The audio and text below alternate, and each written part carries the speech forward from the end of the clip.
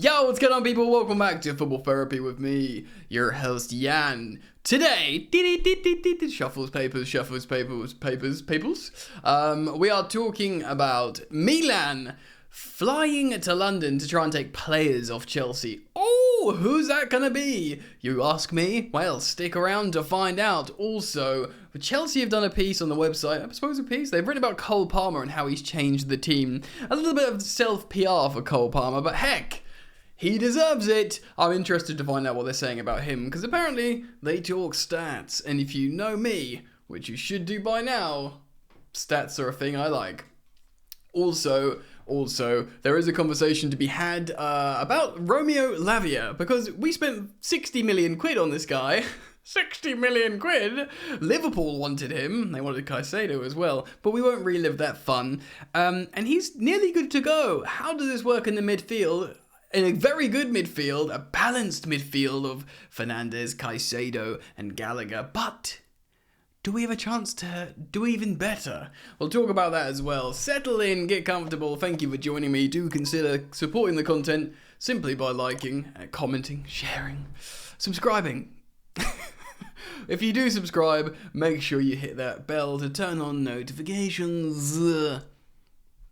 Alright then, I think we'll end on Romeo Lavia, because I am really interested to talk about that in terms of his profile, and such an expensive player to be left out of the starting lineup, and how he would be different to all three of our current players. And lots of people wanted Lavia. Chelsea have wanted him for a long time. He's become the forgotten man. Of course, both him and Nkunku were expensive, and both have yet to feature.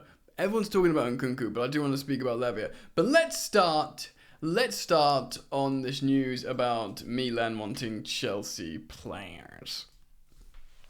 Now, this is coming from Football Italia. I'm getting it at Cy Phillips on Twitter, or X, whatever you man call it now. Yes, so they've flown to London for a meeting with Chelsea. They want defenders. So they're looking at 2 French defenders from Chelsea. So immediately, you forget, well, we have got loads of French defenders. In fact, hold on, we've got 4 of the Ruddy Blighters. 4 French centre-backs. You're probably thinking, surely not, Jan. But we do. We have my boy, Wes Fofana. We have Axel Disasi, who's currently playing, of course. We have Benoit Badiashile. And we have, that's right, Malang Sarr. Malang Sarr is still with us. He's on the books, but he didn't get a loan. He's knocking about. And you'll be pleased to learn that one of the 2 centre-backs that Milan are contacting Chelsea for and trying to negotiate is Malang Sarr. But they want someone else. They're interested in the duo of Malang Sarr and they want Benoit Badiashile. Look.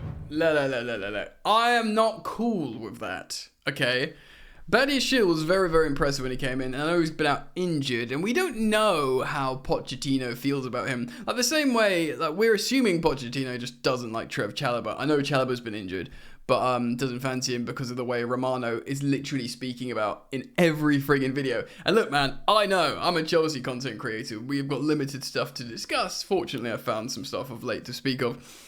Yes, Chalobah's going. We get it. So I'm guessing that, Pochettino can survive without him. But Benoit Badiashile, and the fact how Chelsea apparently are looking for another centre-back. Look, we can all just assume Malang Sarr's gone out the door. We can all just assume at this point Trevoh Chalobah's come out the door. And I guess we can assume Thiago Silva, by this summer is out the door, because he's going to be 40 otherwise, and that's just has to end eventually. So if Benoit Badiashile goes as well, and if there's something validity behind the story, then you say, that's why Chelsea want to sign a centre-back, because they're suddenly all leaving.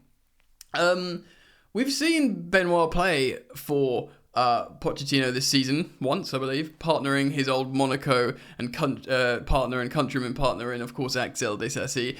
Seemingly, Pochettino likes Disasi. I reckon he was a Pochettino target in the summer when Wes got injured. I reckon he was like, I like this guy. Can you bring me this guy? I remember him from Liga or whatever. He gets Disasi. He's very happy with him. He's happy with Thiago Silva. Excuse me, bubble in my throat. And we know he likes Levi Colwill. And Levi Colwill, I think, will, even if he's not first choice at the moment, he will be trusted.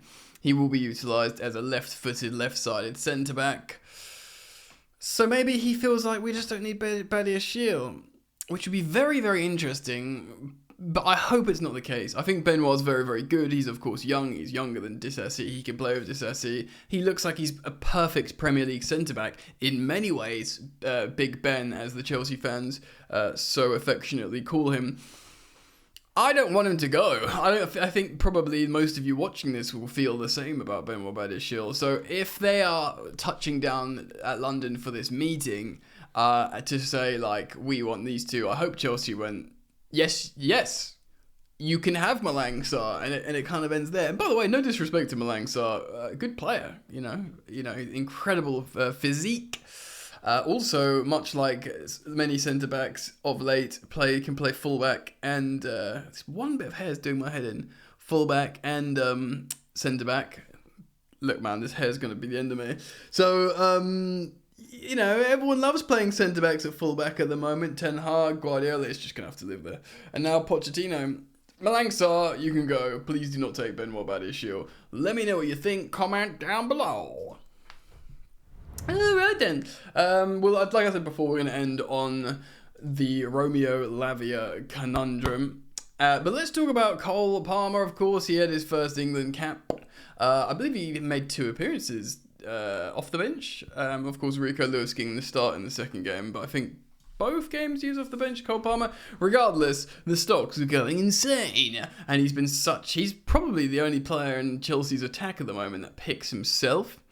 The attack is probably Sterling, Jackson, and Palmer at the moment, but in terms of who's had the most consistent transformative effect would of course be Cole Palmer. Chelsea on chelseafc.com have written this: such is the impact of Cole Palmer has had at Chelsea, it's easy to forget he only started his first Premier League game for us last month.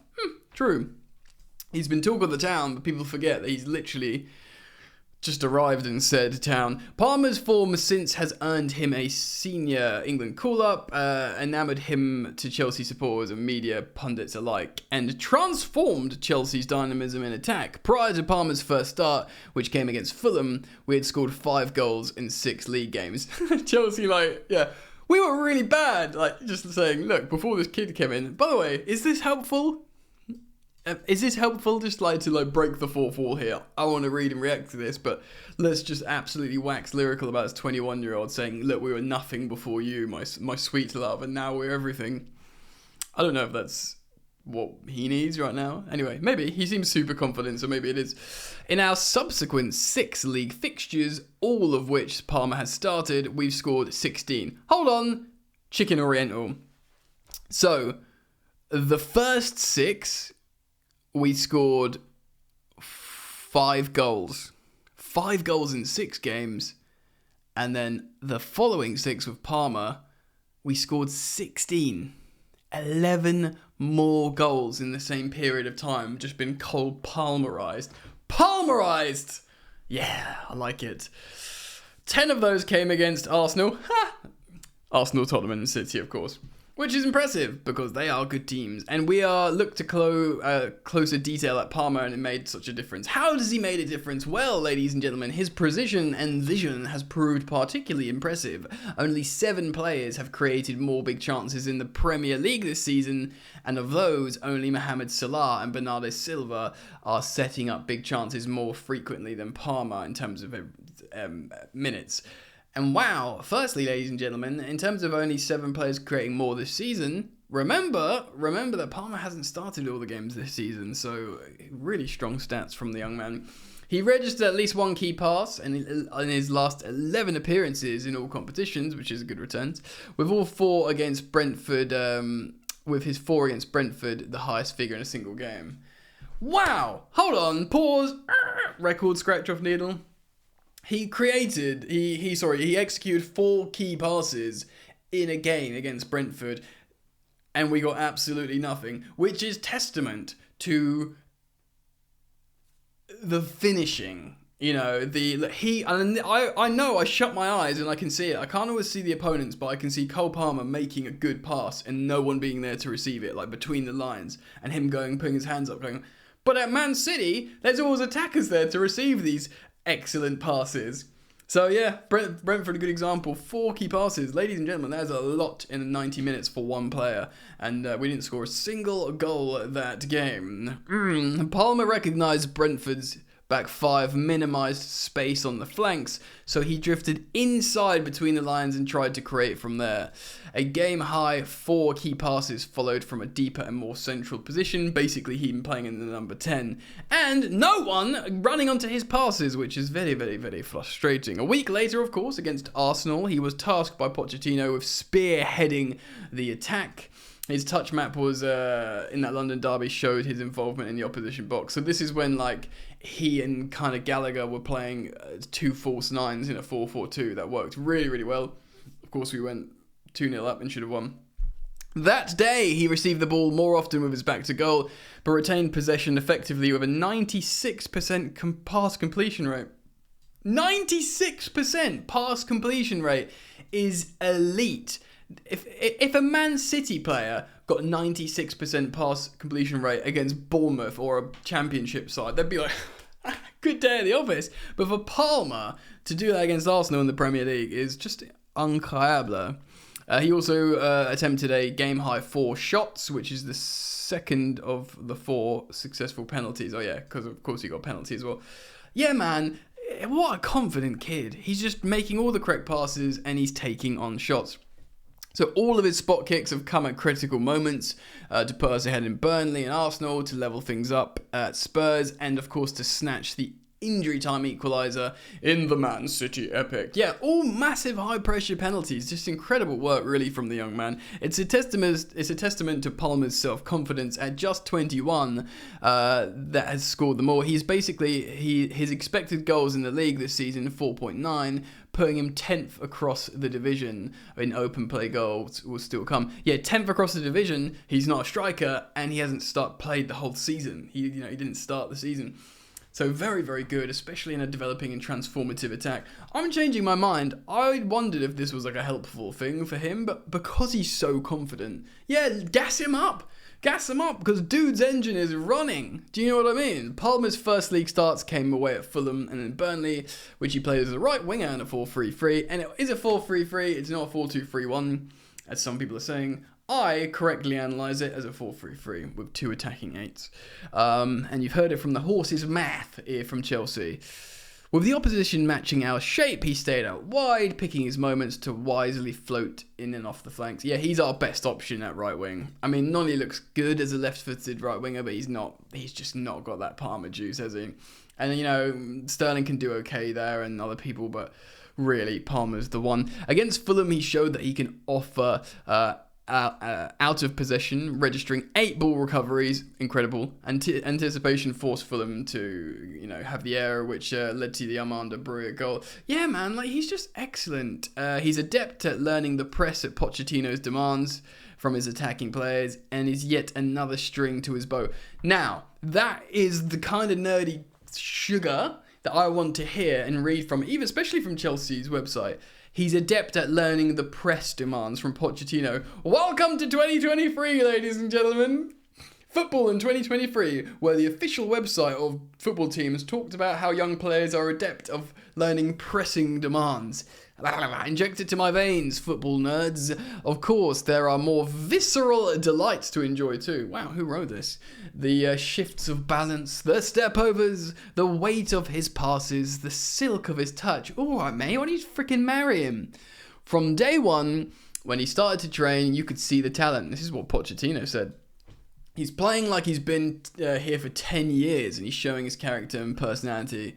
Yeah, it sums him up, ladies and gentlemen. Woo! What a ride! ChelseaFC.com. Cole Palmer. Joking aside, it's really, really pleasing to read and see those stats. I was going to say hear, but you can hear them from me. I've read them. And yes, it is testament to his work. It does quantify what we've generally been seeing and feeling. Obviously, when you watch football with the eye test, you're like, wow, this kid's really making us better. Do you know what I mean? We're sort of playing a lot better. But they're the numbers that dictate that transformative increase in performance from the young man.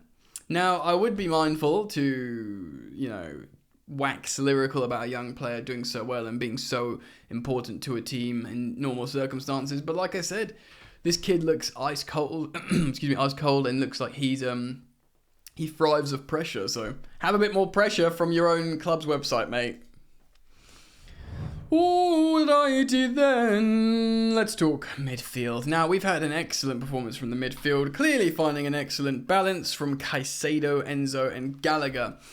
Gallagher's got, speaking of statistics and numbers, Gallagher's are nothing short of astronomical. They're incredible. We, the channel, we the collective community, I did a video on Gallagher like a few days ago, maybe a couple of weeks ago, on his just incredible numbers before the international break. Like, he's one of the best. He's in the top 5 leagues. He's the best for high turnovers, getting possession back. I was listening to Nizar Kinsella on the Londoners Blue podcast talk about him. Like, everyone's making a very strong case that this guy is our player of the season so far.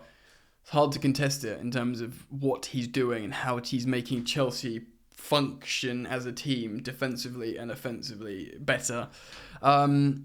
It does feel good to have a Caicedo, just a CDM who's looking more and more confident, someone that occupies that space in front. I know it's like old school football, but it's what you want. Chelsea, almost like from Maurizio Sarri onwards, just tried to get a little bit too clever with the midfield. Kante doesn't sit in front of a back four and protect and transition. Kante, you release him off and he runs about,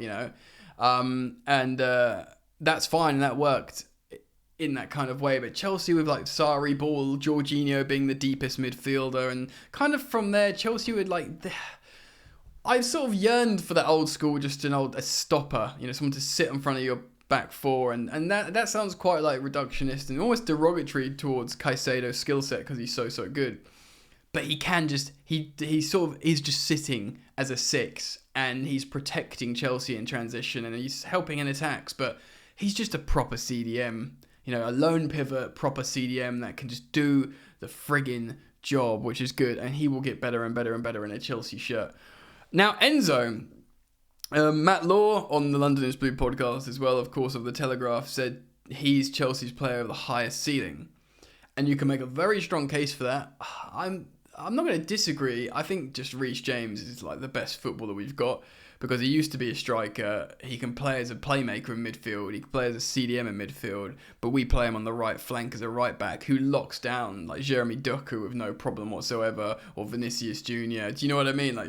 Yeah, don't worry about it. And he's so important offensively, and he's just so visually great. And he's big and strong. And he's fast. So I think Reece James is the best footballer we have. But I kind of understand this idea of Enzo being this incredible, gritty Argentinian footballer with great artistry, with a paintbrush for a foot. So I get that, and him being so young, 21, 22, that he could be amazing. And so I'm not gonna agree or disagree with Matt Law about him, but and look, I do disagree with Matt Law who said that because he was talking about how he feels like Enzo's not been good for Chelsea or not been worthy of his big price tag, which of course isn't his fault. Now, I think Enzo's been good, at times really good, but I also think he's been absolutely flogged to death because he just keeps flying to South America, flying back to England and playing every single Chelsea game. He played a season in Argentina, went to Benfica in Europe, didn't get any break, played 6 months intense for Benfica, including the Champions League. Everyone was like, wow, this kid's good. He's playing every single game, Europe and domestic. Oh my God, Chelsea want him. Everyone wants him. He goes to the World Cup, plays every single game, wins Young Player of the Tournament, goes to Chelsea, plays every single game. No rest. No rest. With the one player that everyone was playing, friggin' Potter, Lampard, and then, Poch when he first comes in. I think he's starting to get burnt out, and I think we need to be mindful. Now, he is making loads of I disagree with Matt Law because his passing stats, generally of his stats, are very, very good. And I don't want you guys to think I don't know that or I don't think about it. Now, I'm not saying we drop Enzo Fernandez, but I think if we are not obviously getting all these creative key passes from him, and we are getting Reece James starting games at right back, Cole Palmer's becoming a playmaker, Nico Jackson starting to score goals, and we have features from both Mudryk and Sterling every single game, I wonder how Chelsea, because Enzo's not scoring, which is not. That's one thing you can't get around. He will do, touch wood, but at the moment not scoring. I wonder if you wanted to bring a £60 million midfielder in to just see how he fares in terms of a functional midfield, do you bring Lavia in for a bit just to try him with Caicedo and Conor Gallagher? Now, Lavia, I don't think is this number 6 player. I think he is. I think he's like a kind of Mateo Kovacic player that wants to dribble between the lines and carry the ball and release it quickly as well. So he might not make loads of creative key passes, but take it, play out of press, and give it to someone else like a Cole Palmer who's going to attack. Now that leaves you with a very functional midfield. But like I say, Enzo isn't scoring at the moment anyway. And, you know, look at that Liverpool side for 2 years when they won the Premier League, they won the Champions League. They had absolutely no... Their midfield was just functional. It was like Henderson, Fabinho, and Wijnaldum. And, you know, maybe Milner at times. And do you know what I mean? They weren't goal-scoring midfield. They worked to allow the front three and at times the fullbacks to attack. Now, granted, Chilwell's out, because if Chilwell was in, you could go Chilwell, James in the front three. That's just as attacking as that Liverpool team. In fact, more attacking, because maybe our centre-forward scores more than Firmino. I just wonder, lots of people, he's going to be ready soon, and he definitely won't start Lavia. He'll probably come off the bench in some Premier League games, and I think he'll play in the FA Cup. But I do wonder, this kid is really highly rated by the Chelsea scouting team. I'm not saying, look, you bench £105 million World Cup winner Enzo Fernandez. Please don't think I'm saying that. I love Enzo. I think this midfield we've got now is one that we could see forevermore. But in terms of seeing what is a £60 million mega talent in Lavia, I wonder if you just go for that mega functional midfield while Enzo isn't scoring and to try and really just apply pressure, push up the pitch, hold possession in the final third with these three midfielders and just say, go on Nico, we're going to give you chance after chance after chance or whatever, or give Palmer chance to create after chance to create, if that makes sense. Anyway, I want to put it out to you guys. I saw it around social media because he's nearly coming back. People are discussing it. What's going on with Romeo Lavia? We've got a really functioning midfield. I'm not trying to break up a good thing. I'm just asking the question. Let me know what you think, of course. Comment down below. Please do leave a like. Subscribe if you want to. Hit the bell if you choose to. And baby girl, hopefully see you back here very soon. Peace.